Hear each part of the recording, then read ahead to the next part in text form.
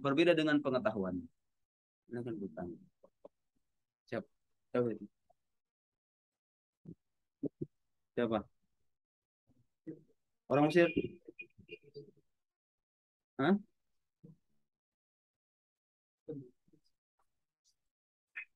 Oh, tafadhol, tafadhol.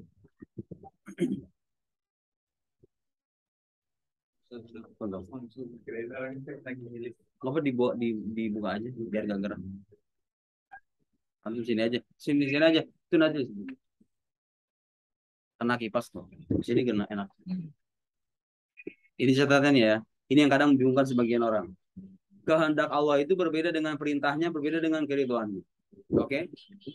Jadi bisa saja Allah itu memerintahkan sesuatu padahal dia tidak menghendakinya.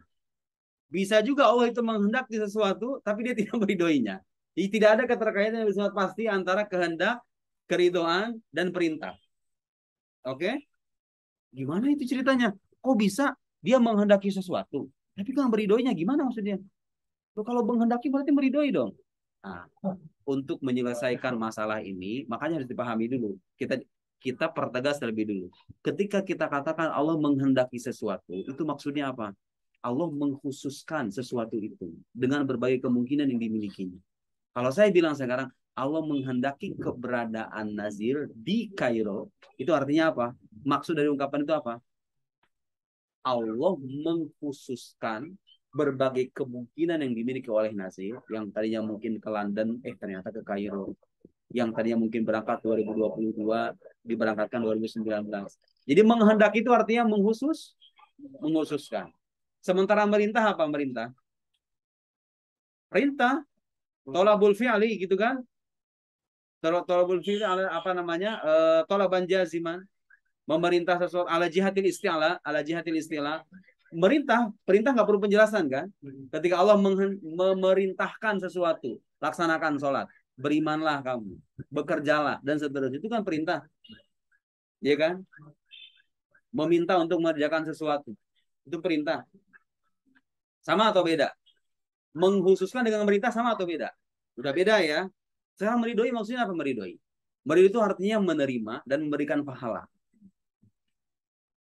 Ya, menerima dan memberikan pahala. Jadi kalau saya mengatakan sekarang Allah meridhoi perbuatan ini, artinya apa? Allah menerima perbuatan ini dan akan memberikan ganjaran kepada orang yang melakukan. Kalau sekarang saya bilang Allah meridhoi perbuatan orang yang melaksanakan kebaikan, itu maksudnya apa? Pernyataan itu maksudnya apa? Allah akan menerima kebaikan itu dan memberinya ganjaran. Sama atau beda dengan menghendaki? Beda. Menghendaki itu artinya mengkhususkan. Meridhoi itu artinya menerima dan memberikan ganjaran. Memerintah itu artinya meminta dari yang diperintah untuk melaksanakan sesuatu. Paham? Jadi kalau saya katakan bisa jadi Allah itu menghendaki sesuatu, bisa jadi Allah itu memerintahkan sesuatu atau menyampaikan perintah tertentu, tapi dia tidak menghendaki itu. Mungkin atau enggak itu? Mungkin. Sekarang ada satu syubhat ya yang kerap dilontarkan oleh sebagian orang. Itu kalau Tuhan itu ada katanya.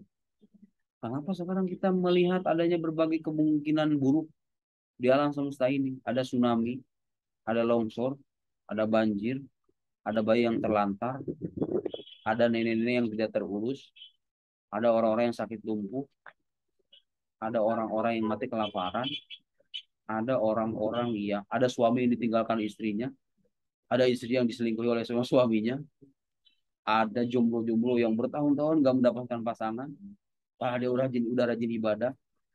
Ada orang yang selama puluhan tahun hidupnya itu diterpa oleh penyakit keras sehingga nggak sembuh-sembuh. Ada orang berbagai macam kemungkinan itu.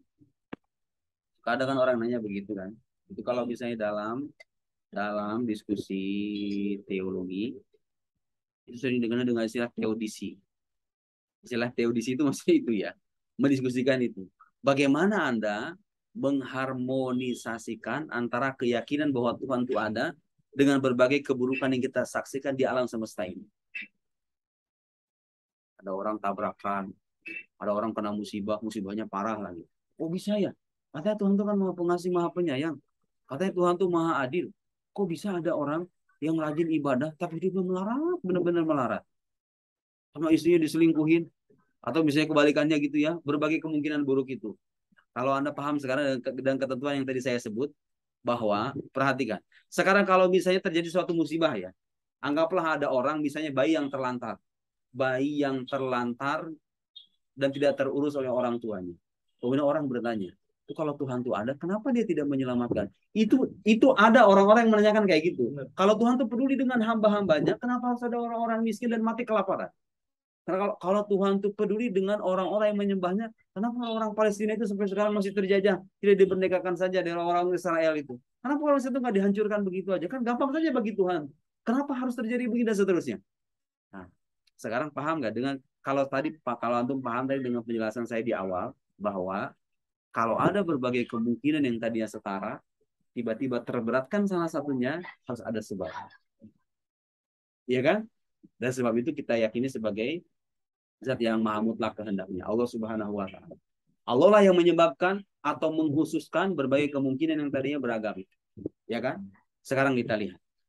Orang-orang yang melihat berbagai keburukan di alam semesta ini dan menyimpulkan bahwa Tuhan tidak ada karena adanya keburukan ini, ya kan? Kan orang-orang ateis di antaranya begitu. Mengatakan Tuhan nggak ada karena kenapa? Ada berbagai fenomena keburukan dan kejahatan yang kita saksikan di alam semesta. Itu kesimpulan yang nggak logis ya. Padahal kalau kita sepakati ketentuan di awal tadi bahwa sesuatu yang tadinya mungkin A, mungkin B, kemungkinan yang setara, tiba-tiba terberatkan salah satunya, pasti ada sebabnya, dan pastilah Tuhan yang menjadi sebab itu. Justru adanya keburukan itu sebetulnya bisa dijadikan alasan bahwa Tuhan itu ada. Terus kalau misalnya Tuhan nggak ada, atas yang menghususkan keburukan itu terjadi siapa? Kan gitu. Iya nggak? Jadi kenyataan adanya keburukan di alam semesta itu nggak bisa dijadikan alasan untuk menarik kesimpulan bahwa Tuhan tidak ada. Justru keburukan yang Anda sebutkan itu, ada fenomena tsunami, ada longsor, ada orang yang begini dan begitu, itu membuktikan bahwa di sana ada yang mengatur. Sekarang kalau misalnya kita tanya, kalau terjadi sebuah longsor di daerah tertentu, kenapa harus terjadi pada hari Senin? Padahal dia mungkin hari Selasa, hari Rabu, hari Kamis. Kenapa harus terjadi di tempat ini? Kenapa nggak di tempat lain? Itu siapa yang mengkhususkan? Itu harus ada sebabnya kan? Akal kita menuntut ada sebabnya kan? Karena nggak mungkin ada sesuatu yang tadi kaidah yang pertama tadi makanya saya sebutkan di awal.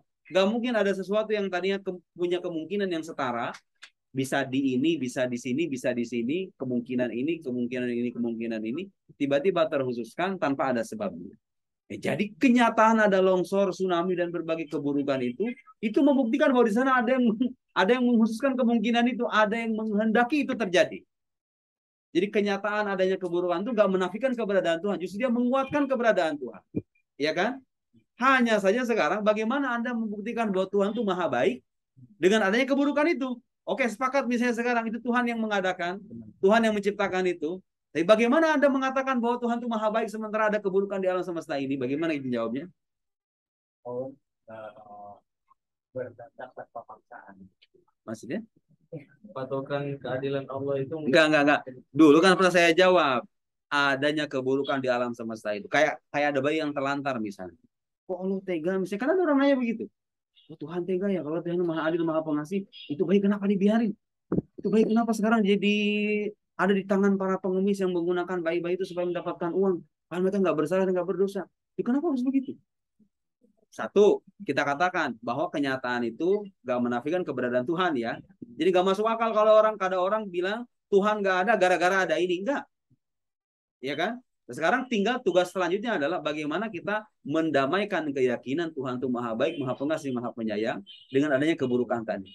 Satu, adanya keburukan itu kadang tidak terlepas dari kebebasan yang dimiliki oleh manusia. Dan yang berikan kebebasan itu adalah Tuhan itu sendiri. Jadi ketika ada bayi terlantar, Anda jangan langsung menyalahkan Tuhan. Salahkan dulu itu orang tuanya yang gak menggunakan kebebasan yang dia miliki dengan cara yang baik. Kan orang tuanya bisa mengurusnya. Tapi dia memilih untuk menelantarkannya. Berarti kan salah orang tuanya, ya nggak?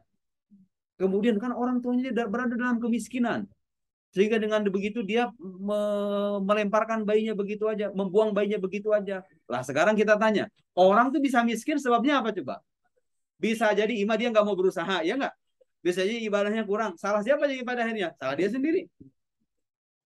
Atau bisa jadi ada orang-orang kaya yang tidak mau mendermakan hartanya. Sehingga ada orang-orang miskin. Kan kata para ulama, kalau seandainya orang kaya itu mendermakan hartanya, berzakat sesuai dengan kemampuannya masing-masing, sesuai dengan kadarnya masing-masing. Misalnya nggak ada kemiskinan tuh. Terus sekarang ada orang-orang miskin, berarti ada orang-orang kaya yang pelit dong. Ya salah siapa lagi itu? Salah manusia juga kan? Iya nggak? Orang kaya nggak mau ngasih itu gara-gara apa? Gara-gara dia punya kebebasan. Dia bisa milih mau berderma atau enggak. Yang ngasih kebebasan itu siapa? Allah Subhanahu wa taala sebagai wujud penghormatan dan pemuliaannya kepada kita. Kita nggak dijadikan sebagai benda mati, kita diberikan kebebasan untuk memilih. Sebagai konsekuensi dari adanya kebebasan itu, lahirlah keburukan dan hal-hal yang kurang menyenangkan itu. Gara-gara kita menggunakan kebebasan kita dengan cara yang salah. Jadi jangan menyalahkan Tuhan gitu ya. Satu. Terus kalau tsunami dan lain-lain, itu kan nggak ada ini campur tangan manusia. Kata siapa? Kadang kala ada kalanya ada campur tangan manusia itu, kerusakan di muka bumi ini, ya kan? Campur tangan manusia, siapa manusia juga. Anggaplah sekarang nggak ada campur tangan manusia. Sekarang kita katakan, boleh jadi Tuhan itu mentakdirkan sesuatu yang buruk sebagai perantara untuk menciptakan kebaikan. Hanya saja kita tidak tahu. Mungkin atau enggak? Mungkin nggak Allah menciptakan keburukan di saat sekarang, dan di balik penciptaan keburukan itu ada rencana untuk menciptakan kebaikan di hari mendatang. Dan kalau ditimbang-timbang, kebaikan yang Allah berikan itu tidak seimbang dengan keburukan yang kita lihat. Mungkin atau enggak itu? Mungkin saja. Jadi Tuhan yang maha baik, kenyataan bahwa Tuhan itu maha baik, maha pengasih, maha pencipta, tidak serta-merta harus menghapuskan kejahatan di alam semesta. Kenapa? Karena kejahatan alam semesta itu boleh jadi terlahir dari kebebasan manusia yang salah dalam memilih kebebasannya, ya kan? Kemudian boleh jadi Allah menciptakan keburukan itu lahirnya berupa keburukan, tapi di baliknya atau setelahnya Allah ingin menciptakan kemaslahatan dan kebaikan. Dan itu mungkin terjadi. Dan dengan demikian Tuhan tetap menjadi sosok yang maha baik, ya kan? Karena di balik keburukan diciptakannya ada kebaikan yang ingin diciptakannya, hanya saja kita nggak tahu. Ada hikmah dan kebaikan yang Allah selipkan di berbagai keburukan yang kita saksikan itu. Nah, itulah yang menyelesaikan sebagai bentuk penjelasan finalnya apa?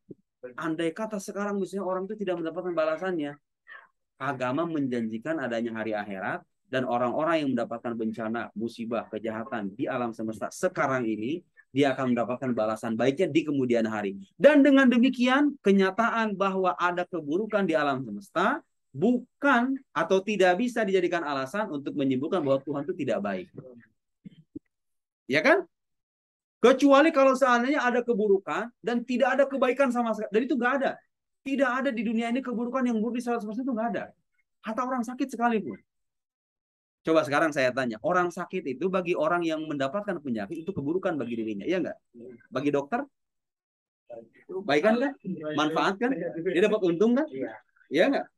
Bagi orang-orang apa namanya yang apa namanya di pengobat apa yang bikin obat itu, mereka dapat keuntungan kan? COVID-19. Bagi orang-orang yang menderita itu ditinggalkan semua keluarganya, oh bisa yang keburukan kan? Maksudnya hal yang nggak enak gitu loh bagi mereka. Tapi bagi orang-orang yang bisnis PCR, bagi orang-orang yang apa namanya vaksin, bagi orang yang vaksin dan lain-lain, itu kebaikan kan? Walhasil nggak ada sesuatu yang 100% buruk, itu nggak ada. Bahkan kata para pemikir itu banyak bilang keburukan itu sebenarnya sesuatu yang relatif. Jadi dia buruk di satu sisi, dari sisi yang lain bahkan dari banyak sisi itu baik. Coba sebutkan satu contoh aja di mana ada satu kejadian di mana buruk 100% itu nggak ada. Itu dikatakan buruk 100% karena Anda memandang dari satu sisi aja. Coba kalau dipandang dari sisi-sisi yang lain itu ada baiknya. Iya kan? Ada baiknya. Belum lagi dengan hikmah yang Allah sembunyikan dan Allah tampakkan di kemudian hari. Iya kan? Belum lagi dengan balasan yang akan dia berikan di haram akhirat nanti, dan itu berkali-kali lipat. Lantas bagaimana Anda menyimpulkan bahwa Tuhan itu tidak baik hanya karena ada berbagai fenomena, dan itu sesaat gitu ya, fenomena-fenomena keburukan yang kita saksikan itu. Sementara ada kemungkinan-kemungkinan yang tadi kita sebut itu. Jelas? Jadi keburukan itu nggak menafikan keberadaan Tuhan, juga nggak menafikan kasih sayang Tuhan. Karena nggak berarti kalau Allah menyayangi hambanya itu, hambanya diberikan kehidupan yang mewah, kehidupan yang glamor, kehidupan yang serba enak. Karena seperti yang pernah kita bilang, Nabi sekalipun sebagai sosok manusia yang paling dekat dengan Tuhannya diberikan ujian hidup yang berat, bercucuran air mata, musibah, ya kan? Nabi Muhammad itu semua anaknya dikubur oleh tangannya sendiri, kecuali satu putrinya, Sayyidah Fatimah, yang wafat sekian bulan setelah beliau wafat, sekitar 6 bulan atau 5 bulan setelah beliau wafat. Tapi semua putra putrinya dikubur dengan tangannya sendiri. Kebayang nggak itu? Istrinya itu wafat, yang kita kenal dalam sirah ada namanya tahun kesedihan kan, istrinya, pamannya yang menjadi sanad atau tempat bersandarnya juga wafat di tahun yang bersamaan. Itu Nabi Sayyidus Thaqalain, Habibullah, Sofiullah gitu ya, mendapatkan ujian yang besar seperti itu. Walhasil anggapan sebagian orang yang mengatakan Tuhan itu katanya maha baik, tapi kok kenapa menciptakan ini? Sekarang sudah tahu ya, sudah tahu jawabannya ya, tahu jawabannya. Dan dengan meyakini adanya sifat irodah ini, sekali lagi sifat ini meniscayakan bahwa baik keburukan maupun kebaikan Allah yang menghendaki. Oke, sekarang tidak ada lagi alasan atau tidak ada lagi kekaburan bahwa bagaimana kok Allah menghendaki sesuatu yang buruk. Kenapa Allah bisa menghendaki sesuatu yang buruk? Sudah tahu jawabannya sekarang. Justru kalau Allah tidak menghendaki sesuatu yang buruk, lantas itu terjadi gara-gara siapa? Berarti konsekuensinya apa, Jo? Itu pandangan Mu'tazilah ya, yang mengatakan kehendak Tuhan itu nggak berkaitan dengan sesuatu yang buruk, hanya berkaitan dengan yang baik aja. Konsekuensi dari pandangan ini apa juga? Berarti kalau begitu, Tuhan yang Anda sembah itu kehendaknya tidak bersifat mutlak. Dia hanya berkaitan dengan sebagian sisi dari alam semesta, tapi tidak berkaitan dengan sebagian yang lain. Ya kan? Tuhannya tidak jadi tidak sempurna, ya kan? Dan konsekuensi selanjutnya apa? Berarti kalau begitu ada sesuatu di alam semesta ini yang dikehendaki oleh manusia tapi tidak dikehendaki oleh Tuhan. Bagaimana? Bagaimana Anda mengimani keyakinan bahwa Tuhan itu di alam semesta ini ada sesuatu yang dikehendaki oleh makhluk tapi sang kholiknya sendiri tidak bisa menghendaki itu? Paham nggak? Paham nggak konsekuensi akhir dari keyakinan yang mengatakan bahwa kehendak Tuhan itu hanya berkaitan dengan yang baik aja? Enggak. Baik ataupun buruk, Allah yang menghendaki. Di dalam prosesnya tidak menafikan adanya campur tangan manusia. Paham nggak? Jadi kalau ada orang mabuk, membunuh, berjudi dan lain-lain, kalau kita tanya sekarang, siapa yang menghendaki perbuatan itu terjadi? Pada hakikatnya Allah Subhanahu wa taala. Tapi pada kenyataannya di alam luar, dia sendiri yang menggerakkan kebebasannya, ya kan? Dan kelaklah dia akan minta pertanggungjawabannya. Jadi nggak ada iskal, tidak ada persoalan di balik keyakinan bahwa Allah menghendaki segala sesuatu, entah itu yang baik ataupun yang buruk, keimanan, kekufuran, dengan kenyataan bahwa manusia kelak akan dimintai pertanggungjawaban atas pilihannya masing-masing. Yang memilih beriman akan mendapatkan ganjaran, memilih kekufuran akan mendapatkan neraka, dan seterusnya. Oke? Paham sekarang ya?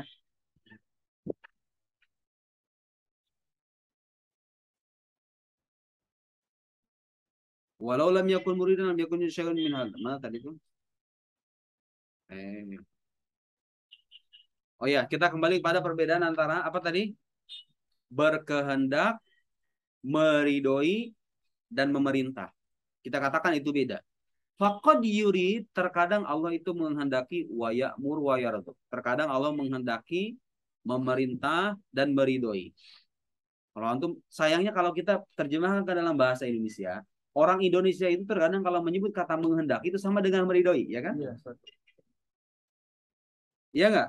Nah, sekarang di sini ada ketentuan bahwa kehendak Allah itu berbeda dengan perintah, berbeda dengan keridhaan, berbeda dengan pengetahuannya.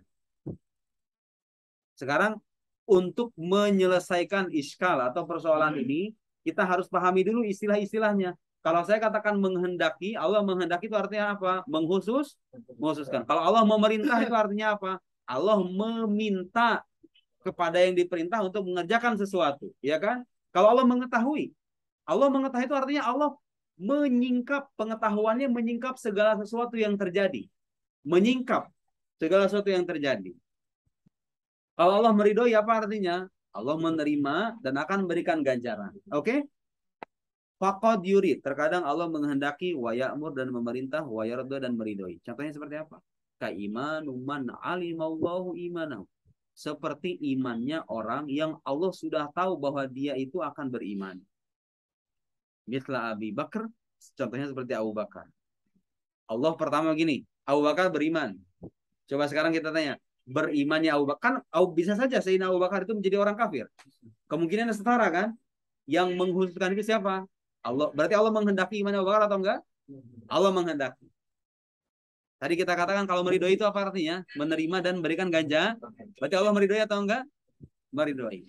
Allah merintahkan atau enggak? Merintahkan, karena Allah merintahkan hambanya itu beriman. Berarti kalau begitu apa? Allah terkadang menghendaki, terkadang juga meridhoi, terkadang juga memerintahkan. Itu bisa terjadi. Ini nggak begitu sulit untuk memahaminya ya. Sekarang wahada yuqallahu wajibul lighair. Ini yang tadi kita sebut. Ini kenyataan ini ya, berimannya Abu Bakar ini bisa kita sebut sebagai sesuatu yang wajib lighairi. Kenapa wajib lighairihi? Karena berkaitan, ketika dikaitkan dengan kehendak dan pengetahuan Allah Subhanahu wa taala. Ketika Allah menghendaki iman Abu Bakar, kenyataannya Abu Bakar beriman di alam luar, di alam nyata, kenyataan di alam luar mengatakan Abu Bakar beriman. Kalau dikaitkan dengan pengetahuan Allah atau kehendaknya, dia menjadi sesuatu yang wajib, ya kan? Tapi kalau dilihat dari sesuatu itu sendiri, sesuatu yang mungkin. Li'annahu haitsu ta'allaqa ilmullahi wa iradatuhu biwujudihi. Karena pengetahuan Allah dan kehendaknya sudah berkaitan dengan kenyataan tadi itu, diwujudi dengan kenyataannya tadi yang iman Abu Bakar itu. Jadi sebelum Sayyidina Abu Bakar mengatakan beriman menjadi pengikut Nabi Muhammad, Allah sudah menghendakinya terlebih dulu. Nah, kalau dikaitkan dengan kehendak Allah yang satu itu, berarti keimanan Sayyidina Abu Bakar itu sesuatu yang wajib kan? Tapi dia pada dirinya sendiri sesuatu yang mungkin. Wa yastahilu adamu, dan mustahil ketiadaannya. Fi dzalikal waqti wa yuqalu lahu mustahil li ghairihi. Bisa juga dikatakan mustahil li ghairihi kalau seandainya Sayyidina Abu Bakar kan sekarang beriman. Tapi kan mungkin tidak beriman. Ya enggak? Nah, mungkin tidak. Sekarang kenyataan tidak berimannya Sayyidina Abu Bakar. Mungkin atau mustahil? Kalau dilihat pada dirinya sendiri, tidak berimannya Sayyidina Abu Bakar itu mungkin. Tidak berimannya Sayyidina Abu Bakar itu mungkin. Tapi ketika dikaitkan dengan kehendak Allah, yang tidak menghendakinya tidak beriman, dan menghendakinya beriman, berarti dia menjadi sesuatu yang mustahil. Mustahil karena Allah sudah menghendaki dia beriman, otomatis ketidakberimanannya itu menjadi sesuatu yang mustahil kan? Mustahil li ghairihi atau li dzatihi? Li ghairihi. Contoh mustahil li dzatihi apa? Mustahil li dzatihi itu kalau misalnya saya sebut itu ada benda ya ijtima naqidain, ijtima diddain gitu ya. Atau al juz akbar minal kul. Karena al-kul akbar minal juz. Kalau ada yang mengatakan al-juz akbar minal kul, ada mustahil. Lidatihi. Bukan mustahil li ghairi. Wa qad la yurid. Nah sekarang, wa qad la yurid. Terkadang Allah tidak menghendaki, wala ya'mur. Tidak juga memerintah, wala yardo. Juga tidak meridhoi. Seperti apa? Kal kufri mimman dzakar. Seperti halnya kekufuran sosok yang tadi disebut, Sayyidina Abu Bakar. Kekufuran Sayyidina Abu Bakar. Coba sekarang. Sayyidina Abu Bakar kenyataannya sudah beriman. Berarti kalau dikatakan, mungkin gak Sayyidina Abu Bakar kufur? Ya mungkin pada dirinya sendiri. Tapi kenyataannya, Allah menghendaki itu atau enggak? Allah tidak menghendaki. Allah memerintahkan itu atau enggak? Memerintahkan Sayyidina Abu Bakar untuk berkufur atau enggak? Tidak memerintahkan. Allah meridhoi atau enggak? Tidak juga. Berarti paham maksudnya nih? Wa qad la yurid, wa la ya'mur, wa la yarda. Jadi kekufuran Sayyidina Abu Bakar yang Allah sudah ketahui dia akan beriman, itu adalah sesuatu yang tidak Allah kehendaki, tidak Allah ridhoi, juga tidak Allah perintahkan. Paham? Bal huwa mustahilun kama marra. Tapi dia mustahil, seperti halnya sudah lewat pembahasannya tadi. Wa qad yurid wa la ya'mur. Terkadang dia menghendaki tapi tidak memerintahkan dan tidak meridhoi. Dia menghendaki tapi enggak memerintahkan, enggak meridhoi. Contohnya apa? Kal kufri mimman alimallahu adama imanihim. Seperti kekufuran orang yang sudah Allah ketahui tidak akan beriman. Allah tahu bahwa dia tidak akan beriman. Seperti halnya bisa Fir'aun, wa Haman, wa Qarun. Seperti halnya Fir'aun, Haman, dan Qarun. Coba perhatikan. Dia tidak menghendaki.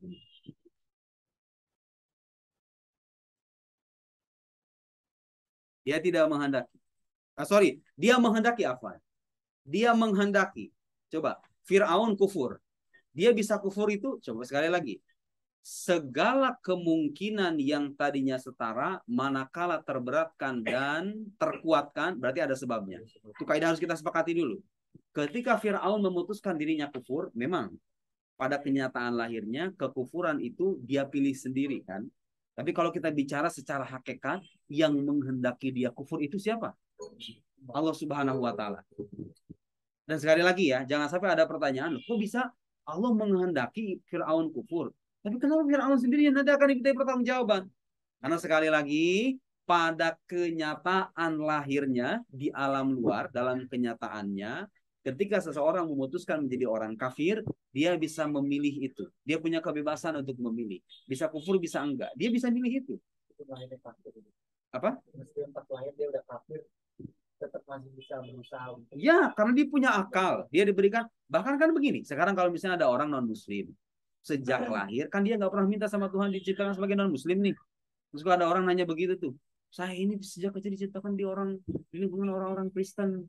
Nah, kalau misalnya Tuhan itu apa namanya maha adil, kalau memang misalnya surga itu hanya milik orang Muslim saja, terus kenapa saya kan nggak pernah minta nih sama Tuhan? Ingat, Anda ini ketika dewasa, kalau punya akal yang sehat, punya panca indera yang sehat, punya hati nurani, kepala Anda masih sehat, otak Anda masih sehat, masih bisa mencerna, Anda berkewajiban untuk mempelajari. Belajar menggunakan nalar sehat itu mencari agama yang benar. Gitu ya. Kalau Anda tidak menggunakan itu, dan kemudian beralasan karena saya sudah ditakdirkan sejak awal menjadi non-muslim, itu nggak bisa dijadikan alasan. Karena Anda, kecuali kalau ketika dewasa, ketika akil balik, panca indera dicabut, akal sudah lumpuh, jadi orang gila, nggak bisa melihat, nggak bisa mendengar, nggak bisa bicara. Itu kalau tiga panca itu sudah nggak ada ya, nggak bisa melihat, nggak bisa mendengar, nggak bisa bicara. Terjatuhlah bagi dirinya, terjatuhlah sudah kewajiban beriman. Dia nggak wajib beriman lagi. Gimana dia mau beriman kan? Orang tuh bisa belajar dengan apa? Ya iman dengan mata, ya iman dengan pendengaran, ya iman dengan lisan kan? Kalau lisan udah nggak bisa bicara, mata nggak bisa ngelihat, kuping nggak bisa ngedengar. Dia mau belajar dari mana lagi? Sakoto anhu taklif, falas, ya kan?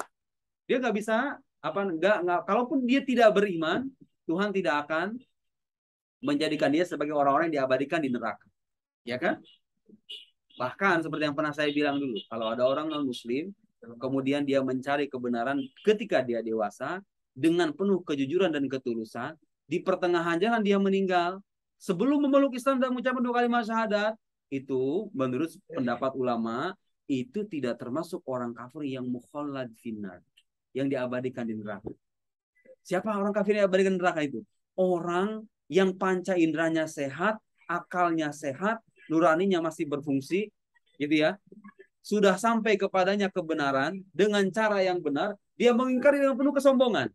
Itu orang yang itu sangat masuk akal kan? Orang sudah diberikan jalan, diberikan alat, diberikan kebenaran, sudah tahu juga ini benar, tiba-tiba diingkari. Itu orang yang kafir diabadikan di neraka itu. Adapun orang yang benar-benar tulus belajar begitu, dan dia mencari kebenaran dengan penuh kejujuran, dia tidak tergolongkan sebagai orang kafir yang meskipun kafir di mata manusia ya, meskipun kafir di mata manusia. Fir'aun kafir itu berdasarkan kehendak Allah. Allah menghendaki itu. Walaya amur. Tapi Allah merintahkan enggak? Allah merintahkan Fir'aun kafirlah kamu. Enggak pernah kan? Walayar dan ini tidak meridhoi. Paham ya? Paham. Wahaman wakal. Wakal ma'asil waqi'ah fil. Nah, seperti halnya maksiat yang terjadi dalam semesta ini. Allah menghendaki atau enggak? Kalau kita tanya, maksiat yang ada di alam semesta ini terjadi atas kehendak Allah atau enggak? Iya. Atas kehendak Allah. Pada hakikatnya, pada garis bawah itu, pada hakikatnya, supaya orang nggak salah paham loh. Kenapa kok kalau Allah yang menghendaki dia nanti akan disiksa? Kenapa dia akan disiksa? Karena dia diberikan kebebasan untuk memilih. Sesederhana itu. Dan dia sendiri sadar kan? Kalau tanya sama orang yang mabuk, sama orang yang judi, sama tukang pembunuh dan lain-lain itu, kalau tanya sama mereka, Anda bisa nggak itu membatalkan perbuatan itu dan memilih perbuatan baik? Bisa atau enggak? Bisa. Tapi kenapa memilih perbuatan itu? Karena saya pengen itu. Bahkan ya, jangan mungkin kita membayangkan sekarang itu kalau misalnya orang manusia itu ditawarin surga dan neraka, semuanya akan milih surga. Ternyata itu keliru. Saya pernah ngelihat orang ketika ditanya masuk surga atau neraka, dia memilih neraka. Banyak artis itu. Benar, benar itu benar. Jadi jangan pernah mengira bahwa orang itu ketika ditawaran surga dan neraka itu akan milih surga semuanya. Enggak. Ada orang-orang yang sejak awal tuh milihnya neraka. Jangan salah, itu benar ada loh. Saya pernah ngelihat tuh di channel televisi, ada beberapa pemuda orang-orang ateis gitu, pemuda-pemuda ateis ditanya sama pangerannya, kalau suatu ketika Tuhan itu benar-benar ada alam akhirat, ada surga, ada neraka, kau milih mana? Saya milih neraka.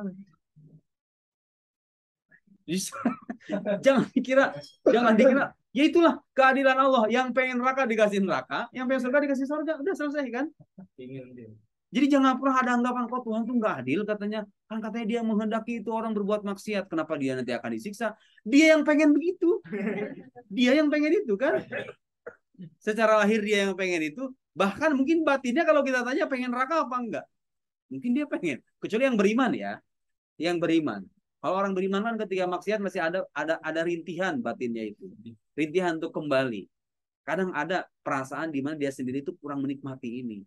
Tapi karena hawa nafsunya mengalahkan dirinya, mengalahkan akalnya, jatuhlah dia dalam perbuatan maksiat. Tapi sebetulnya ada rintihan dalam hati ingin kembali kepada Tuhannya.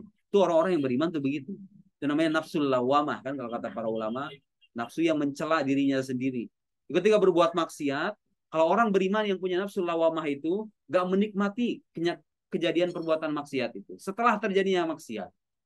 Beda dengan orang yang tidak ada ketika berbuat maksiat, ya biasa-biasa aja.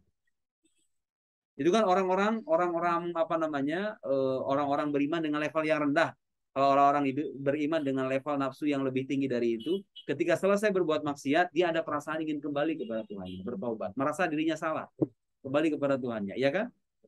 Tapi kalau Anda tanya sama orang-orang ateis sana, ketika mereka berbuat jahat, orang-orang yang nggak percaya Tuhan, pengen neraka apa surga? Neraka aja sekalian biar ngerasain katanya. Ada, maksudnya ada gitu loh. Ada orang-orang yang menginginkan neraka itu. Wakal masih wakil final jami waqiun birodatihi ta'ala. Karena sesungguhnya semua kejadian itu terjadi atas kehendak Allah. Wa qad ya'mur wa la yurid. Terkadang Allah memerintah tapi tidak menghendaki. Masuk akal nggak itu? Allah memerintah nih, tapi dia sendiri nggak menghendaki itu. Kaimani man alimallahu annahu la yu'min. Seperti halnya keimanan atau keberimanan orang yang sejak awal Allah tahu dia tidak akan beriman. Seperti halnya beriman orang yang tadi disebut. Seperti siapa? Imannya Fir'aun. Fir'aun beriman. Allah perintahkan nggak itu Fir'aun, orang-orang kafir, orang-orang ateis, orang-orang non-muslim untuk beriman? Allah perintahkan nggak? Pokok dia amur. Wala yurid. Tapi Allah tidak menghendaki. Karena itu tidak terjadi. Jadi kalau ditanya kenapa tidak menghendaki, karena itu tidak terjadi. Terjadi nggak Fir'aun itu beriman? Tidak. Terjadi nggak orang ateis tertentu itu beriman? Tidak. Itu tandanya Allah memerintahkan tapi tidak menghendaki. Wa inna ma'amarohum bihi, tetapi Allah memerintahkan mereka untuk beriman. Ma'kauni hilam yuriduhu, sekalipun dia tidak menghendakinya, minhum dari mereka, li hikmatin ya'lamuha Allah Ta'ala. Karena adanya hikmah yang hanya diketahui oleh Allah Ta'ala. La yus'alu amma yaf'al. Dia tidak ditanya tentang apa yang dia perbuat. Ini jawaban akhir sebenarnya. Jawaban akhir bahwa Allah itu tidak ditanya. Tapi kalau kita jelas secara rasional, masuk akal kan? Sekarang misalnya, Fir'aun memilih dirinya untuk menjadi orang kafir. Mengaku dirinya sebagai Tuhan dan lain-lain. Kemudian, dia mungkin gak beriman. Sangat mungkin kalau dia memilih dan dia menggerakkan batinnya untuk mencari kebenaran, beriman sama Nabi Musa, itu kan sangat mungkin. Sangat bisa. Tapi Allah menghendaki itu atau enggak? Allah tidak menghendaki itu. Allah tidak menghendaki itu karena pada kenyataannya Fir'aun sendiri tidak menghendaki itu kan? Iya enggak? Iya kan? Fir'aun itu tidak beriman karena dia menghendaki tidak beriman kan? Jadi Anda nggak bisa persoalkan juga kenapa kan katanya Tuhan tidak menghendaki. Tapi kenapa dia nanti akan disiksa? Dia sendiri yang nggak pengen. Firaun yang nggak pengen beriman. Terus mau gimana lagi? Tuhan berikanlah jalan ketidakberimanan itu. Jalan yang orang-orang kafir bagi Firaun. Tapi kalau kita bicara tentang kehendak Tuhan itu sendiri, kenapa Allah menghendaki Firaun tidak beriman padahal itu mungkin saja beriman? ada hikmah pastinya yang hanya dia ketahui.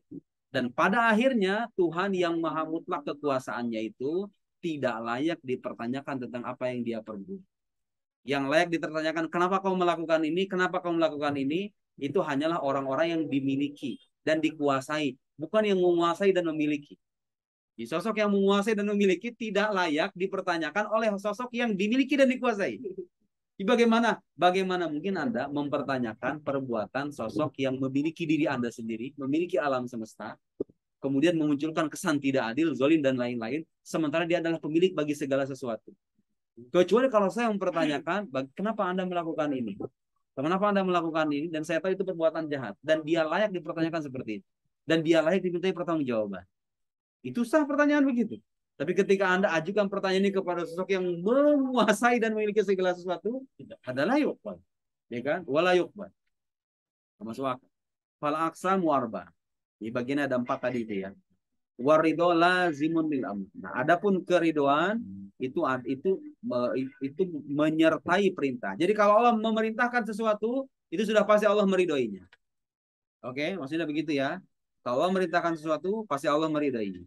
Tapi kalau Allah menghendaki sesuatu, apakah otomatis meridhoinya? Belum tentu. Apakah Allah memerintahkannya? Kalau Allah menghendaki sesuatu, apakah Allah meridhoinya? Belum tentu. Apakah Allah memerintahkannya? Belum tentu juga. Tapi kalau Allah sudah memerintahkan sesuatu, apakah Allah meridhoinya? Tapi kalau Allah memerintahkan sesuatu, apakah otomatis menghendakinya? Belum tentu. Bukan tidak, belum tentu. Kan terkadang Allah memerintahkan sesuatu dan Allah meridhoinya. Iya kan? Yang punya keterkaitan itu apa? Keridhoan dan perintah. Kalau Allah memerintahkan sudah pasti meridhoi. Kalau Allah meridhoi, apakah otomatis memerintahkan? Bingung kan? Takut mabuk ya udah. Wa tata'allaqul iradatu bikulli mumkinin kal qudrah. Dan sifat iradah itu berkaitan dengan segala sesuatu yang mungkin. Kal qudrah, seperti halnya qudrah. Lakin ta'alluqul qudrati ta'alluqu ijadin wa idam. Jadi kita katakan sifat qudrah dan iradah itu berkaitan dengan segala sesuatu yang mungkin. Bedanya keterkaitan qudrah itu dengan alam semesta itu keterkaitan mengadakan dan meniadakan. Jadi qudrah itu mengadakan dan meniadakan. Kalau iradah itu apa? Ta'alluqut takhsis, menghususkan. Udah saya jelasin dari di awal ya. Fala tata'allaqu bil wajib. Maka dia tidak berkaitan dengan yang wajib. Wala bil mustahil. Juga tidak berkaitan dengan mustahil. Jadi keliru kalau Anda bertanya, apakah Tuhan menghendaki dirinya untuk tidak ada?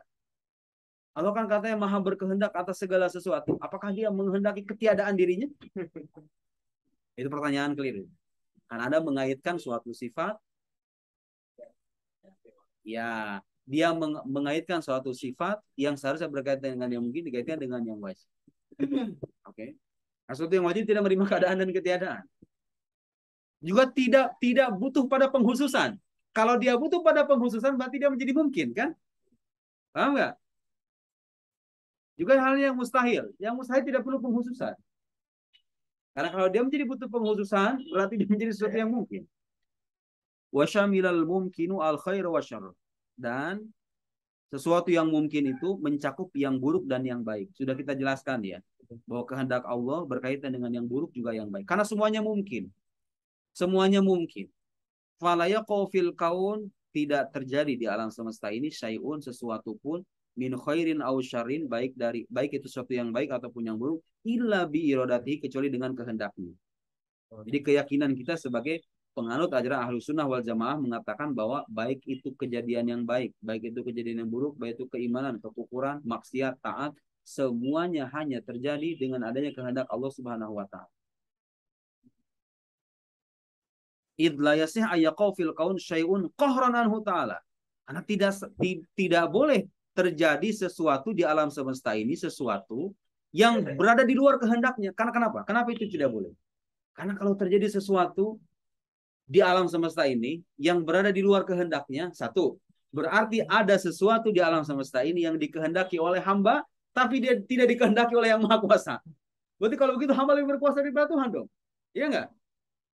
Kemudian tadi konsekuensi yang tadi saya sebut, kalau kalau ada sesuatu yang berada di luar kehendaknya, berarti kehendak kuasa kehendak Tuhan itu tidak menjadi sesuatu yang bersifat mutlak lagi, hanya berkaitan dengan sebagian saja. Dan dengan demikian Tuhan yang menjadi tidak sempurna. Khilafan lil Mu'tazilah, berbeda dengan mazhab Mu'tazilah al-qailin bi anna iradatahu ta'ala la tata'allaqu bi syuru' wal qaba'i. Di mazhab Mu'tazilah mengatakan kuasa kehendak Allah tidak berkaitan dengan keburukan. Walakin yajibu alina al-adab ma Allah, tetapi kita wajib beradab kepada Allah bi alla nansiba syurura wal qaba'iha ilahi ta'ala, dengan tidak menisbatkan keburukan dan kejelekan kepada Allah Subhanahu wa taala. Illa fi maqami ta'lim, kecuali dalam makom pembelajaran. Dalam konteks kayak begini nih, kayak mengajar nih. Siapa yang menciptakan perbuatan maksiat, kekufuran itu? Yang pada hakikatnya Allah. Tapi Anda nggak bisa kan berkhutbah, Maha suci Allah, segala puji bagi Allah yang telah menciptakan babi, anjing, dan lain-lain. itu nggak beradab ya. Itu nggak beradab. Iya nggak? Iya nggak? Tapi kalau sekarang, kalau misalnya kita kan dalam konteks pembelajaran nih, ya jangankan babi, semua hal yang buruk itu Allah yang menciptakan, ya kan? Tapi Anda nggak layak menisbatkan hal-hal yang buruk itu kepada Allah Subhanahu wa taala kalau bukan dalam konteks pembelajaran, ya. Fa inna dzalika yajuz kanisbati fa inna dzalika yajuz. Jadi kalau dalam konteks pembelajaran, belajar atau mengajar itu boleh kanisbati khalqil umur al khosisa ilaihi ta'ala. Seperti halnya penisbatan penciptaan sesuatu yang buruk. Fala yajuz ayyuqal fi ghairi maqami ta'lim Allah khaliqul qirda wal khanazir, itu kan. Kalau selain dalam konteks pembelajaran, gak boleh Anda mengatakan Allah menciptakan monyet dan menciptakan babi. Itu ungkapan yang tidak beradab. Karena itu Nabi Ibrahim ketika dalam Quran seperti ini, apa, wa idza maritu fa huwa yashfi. Enggak ada ungkapan Nabi Ibrahim itu apa? Enggak, sebelum wa idza maritu fa huwa yashfi itu kan kalau ketika aku sakit, dia yang menyembuhkan. Kebaikan dinisbatkan kepada Allah, kan? Apa enggak, yang ada ungkapan Nabi Ibrahim itu yang apa? Enggak. Saya lupa tuh. Ada kan ayatnya kan? Gimana? Gimana ayat dalam Al-Quran itu? Yang tentang apa? Ya ungkapan Nabi Ibrahim itu. Biasanya itu keburukan itu biasanya diungkapkan dengan mabni majhul gitu. Seperti misalnya dalam surat apa, saya lupa itu. Yang ujungnya tuh birabbihim rosyada gitu. Ujung apa tuh ayatnya itu? An-nurida bima fil ardi arada bi urida bima fil ardi arada bihim rabbuhum rosyada, itu apa tuh ayatnya itu, saya lupa tuh. Jadi yang satu dengan urida, dengan satu aroda urida. Apa coba tuh? Saya lupa tuh, ada ungkapan-ungkapan itu, ada istidlal terhadap beberapa ayat dalam Al-Qur'an di mana para ulama menyebutkan bahwa kalau keburukan itu Al-Qur'an sendiri mengajarkan untuk tidak menisbatkan itu kepada Allah, meskipun pada hakikatnya Allah yang menciptakan itu. Itu kan? Paham ya? Mimbabil adab, mimbab al-adab. Saya kira begitu ya. Saya kira cukup sampai di situ. Mudah-mudahan ini jelas. Cukup sampai di sini. Wallahu a'lam bishawab. Subhanakallahumma wa bihamdika asyhadu an la ilaha illa anta astaghfiruka wa atubu ilaik. Wassalamualaikum warahmatullahi wabarakatuh. Wassalamualaikum warahmatullahi wabarakatuh.